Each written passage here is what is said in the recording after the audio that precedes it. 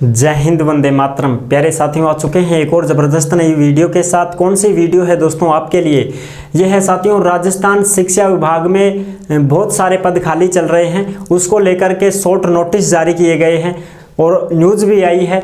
आज की भी ताज़ा न्यूज़ आई है साथियों। न्यूज़ ये आई है कि इन खाली पदों को लेकर के अब जो है शिक्षा मंत्री जी मदन दिलावर जी खुद जो हैं अजमेर बोर्ड पहुंच रहे हैं और वहां पहुंच करके मीटिंग ले रहे हैं और कमेटी गठित कर रहे हैं कि इन खाली पदों पर नई भर्तियां होने वाली हैं और रीट भर्ती भी हम बहुत जल्द करवाने वाले हैं, क्योंकि 2 साल हो गए हैं रीट नहीं हुई है, अभी तक रीट भी नहीं हो पाई 2 साल से। तो उसके ऊपर भी मुद्दा है और सारी चर्चाएं की हैं। शिक्षा मंत्री जी की जो भी बातें हैं वो हम इसमें समझने वाले हैं और अच्छी प्रकार से आपको सारी की सारी चीजें इसमें समझा दूंगा। ठीक है जी। ऑफिशियल जो नोटिस है वो भी आपको मिल जाएगा।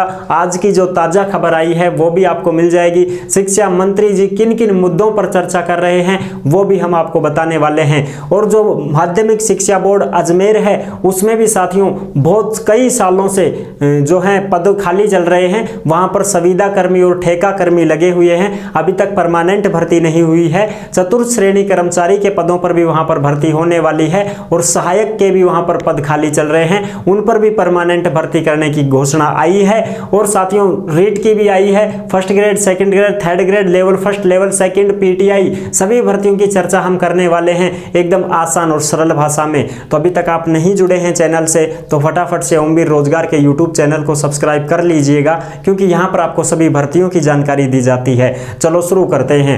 नमस्कार साथियों, मैं राजेश गुजर स्वागत करता हूं आप सभी प्यारे साथियों का ओमवीर रोजगार के यूट्यूब चैनल में। आओ जी फटाफट से इसका जो भी नोटिफिकेशन है, जो भी खबरें हैं वो सारी की सारी देख लेते हैं।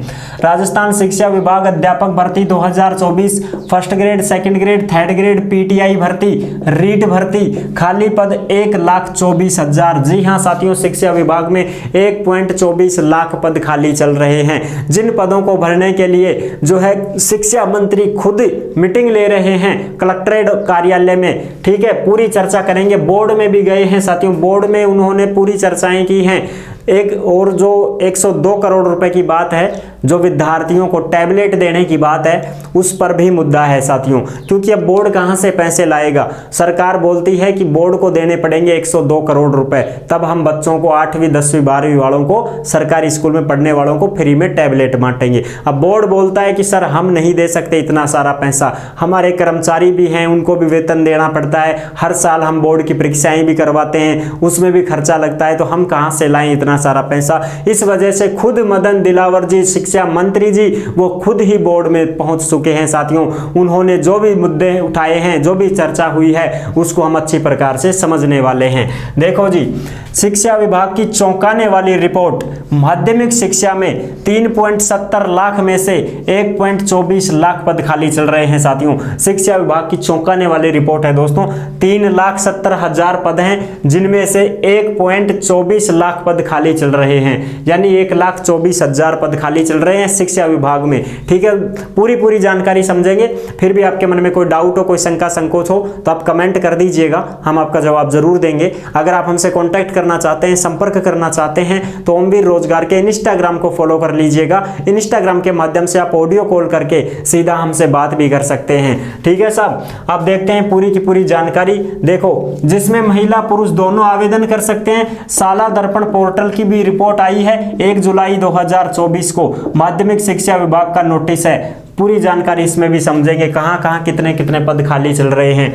अब देखो, विभाग में डीपीसी नहीं होने के कारण पदोन्नतियां भी अटकी हुई हैं, यानी कि साथियों शिक्षा विभाग में डीपीसी भी नहीं हुई अभी तक, यानी कि जो थर्ड ग्रेड के हैं वो सेकंड ग्रेड में चले जाते हैं बिना परीक्षा, अनुभव हो जाता है ना उनको 5-7 साल का।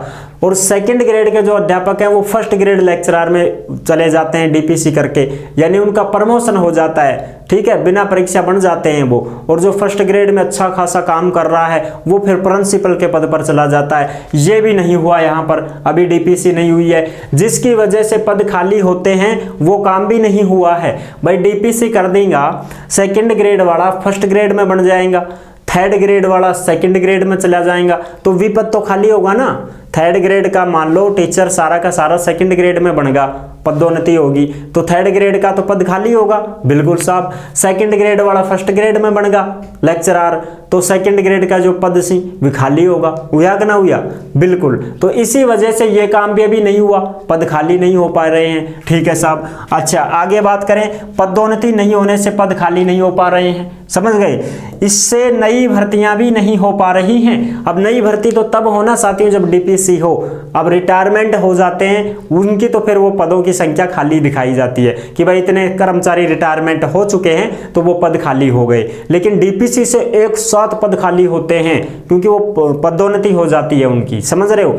और ये जो खबर आप देख रहे हो ये खबर आपको ताजा खबर भी है, दैनिक भास्कर की भी है, नोटिस भी है विभाग का, पूरी की पूरी खबरें आपको कहां पर मिलेंगी, ओमवीर रोजगार के टेलीग्राम को ज्वाइन कर लीजिएगा। टेलीग्राम के ऊपर जो भी भर्तियों से संबंधित खबरें होती है, नोटिफिकेशन होती हैं, सारी की सारी टेलीग्राम पर डाल दी जाती हैं। तो आप सभी साथी टेलीग्राम से अवश्य जुड़ जाएं भाई, क्योंकि वहीं पर आपको प्रूफ मिलेगा साहब। तो टेलीग्राम से जुड़ जाओ, सारा का सारा प्रूफ मिल जाएगा, थान देख लीजिए।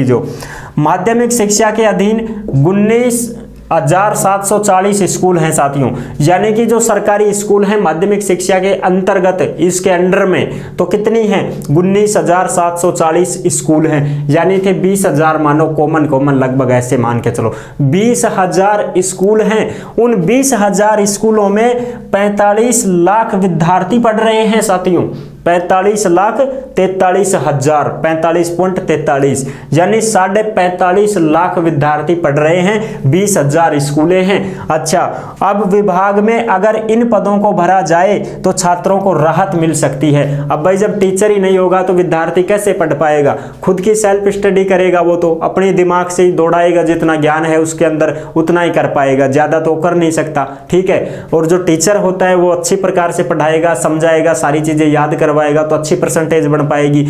एक आप खुद ही धूल में लठ मारा बिना गुरु को ज्ञान के काम को फिरवा तो आया ही चाल गाडों को, तो समझ गया मेरी बात। एक आपको कोई मार्गदर्शन दे कि ऐसे चलना है, एक आप खुद अड्डाओ भागो डोड़ा पकड़ो सीधा, एक तुमको कोई सीधा शॉर्टकट बता दे तो उसमें आप जल्दी पहुंच जाते हो लक्ष्य की तरफ, है ना। और एक खुद ही अपने बड़बूता से ही बूढ़ा में दे रहा जो ठेका तो फिर वो तो परेशानी होगी साथियों, उसी में अड़च जाओगे फिर तुम। तो ये चक्कर होता है, इसीलिए बच्चे फिर वो कम बढ़ा पाते हैं, फिर बहुत सारी दिक्कतें होती हैं।